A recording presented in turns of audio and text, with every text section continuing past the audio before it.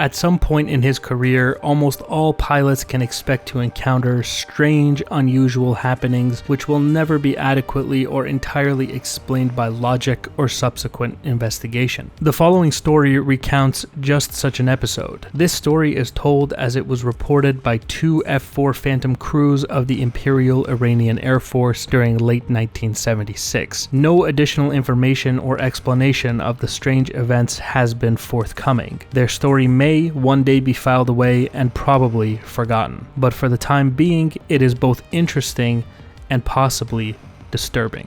The following events occurred at 12:30 a.m. on a clear autumn morning. It had been an entirely routine night watch for the Imperial Iranian Air Force in Tehran. Suddenly, in quick succession, 4 frantic phone calls arrived from one of the city's suburbs, reporting a series of strange airborne objects. These unidentified flying objects were described as bird-like, or as brightly lit helicopters, although none were airborne at the time of the reports. At this time, Iran was a close ally of the United States, and Soviet supersonic aircraft like the MiG-25 were at times violating Iranian airspace. Unable to convince the now agitated callers that they were only seeing stars and to ensure that it was not some sort of Soviet incursion, a senior officer went outside to see for himself what all the fuss was about. Upon observing an object due north appearing much like a star, only larger and brighter, he immediately ran back inside and gave orders to scramble an Imperial Iranian F-4E Phantom to investigate the object. Within minutes, the F-4 had scrambled and was approaching the suburb where the reports had originated. The F-4 pilot reported that the brilliantly bright object was easily visible 70 miles away. When he was approximately 25 nautical miles distance, nose on the unidentified object, the F-4 Phantom lost all instrumentation and UHF intercom communications. In somewhat of a panic, unable to read any instruments on his aircraft, and unable to talk to control, the F-4 Phantom broke off the intercept. Upon breaking off and going cold or turning away from the object, all systems returned to normal, as if the strange object no longer regarded the aircraft as a threat. Instruments came back up,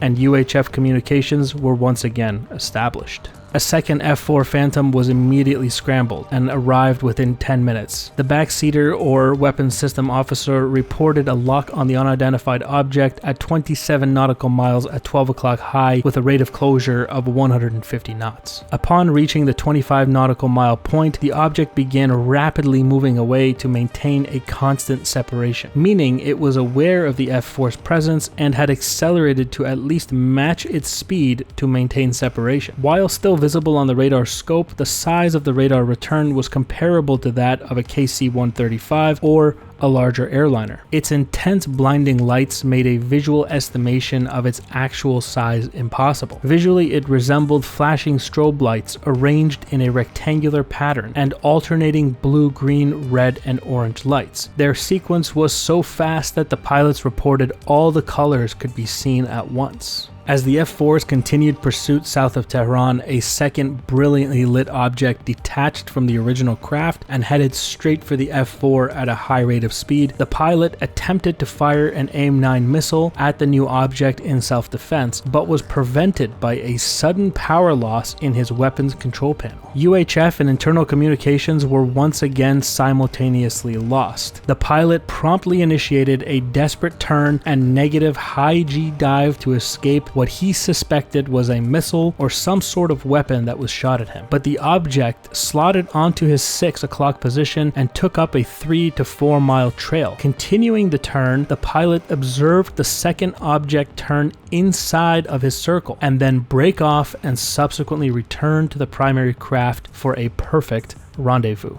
Upon the return of the second object to the original craft, a third object detached and headed straight down towards the ground at a high speed. Having regained weapons and communications control, the aircrew watched the third object, anticipating a large explosion when it hit the ground, assuming it was some sort of weapon or bomb. However, the object decelerated and gently landed and cast a bright light over a 3-kilometer area. The pilots flew as low as possible patrol over the area and reported the object's exact location. It's also worth noting that a civilian airliner approaching the area also experienced a similar communication failure, but reported no unusual sightings. While on a long final approach, the F-4 crew noted yet another object. It was described as a cylinder-shaped object about the size of a T-33 trainer, with bright steady lights on each end and a flasher in the middle. It quickly approached and passed directly over the F-4. The F-4 asked the control tower if they had picked up anything else on radar or if there was other air traffic in the area, to which the control tower reported no other air traffic in the area, although they subsequently obtained a visual sighting on the object when specifically talked on exactly where to look by the F-4 crew. The following day, the F-4 crew was flown by helicopter to the location where they believed the third object had landed. This turned out to be a dry lake bed, but nothing unusual was noticed. As the helicopter circled over to the west, they noticed a house nearby and quickly went over to inquire with the inhabitants if anything strange or unusual had occurred the previous night. Yes, they replied. There had been a loud noise and a very bright light. The helicopter returned to base and arrangements were made to conduct various tests, such as radiation checks in the vicinity of the house. Unfortunately, the results of such tests were not reported.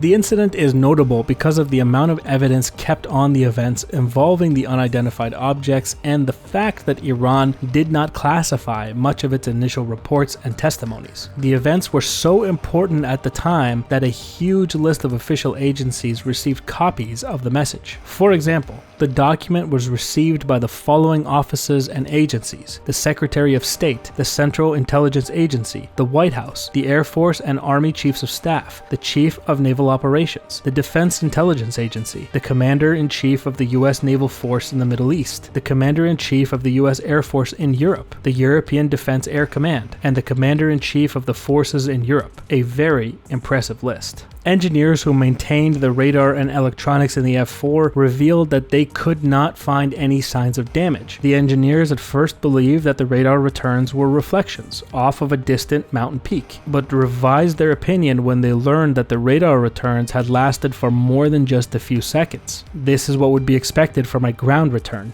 The pilots claimed to have maintained lock on the unidentified object for a minimum of 48 seconds.